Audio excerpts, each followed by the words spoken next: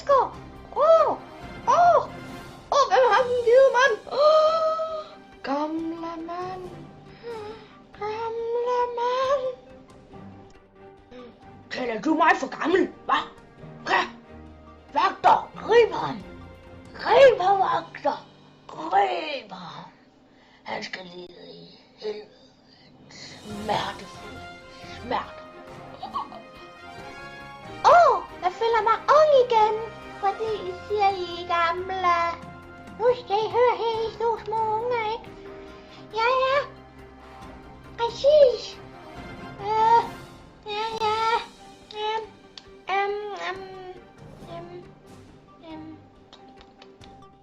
Morfar, du er 92 år, ikke? Det snakkede vi der om i går. Ja. Hej, Puskinuske.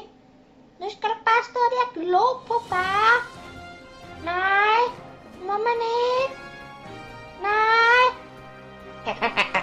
Jeg forstår. Mor, jeg kommer til at tage noget pille, hva'? Så fandt jeg et sugerør. Sugede det hele op. Susen. Og så gik jeg ja, sådan, ja.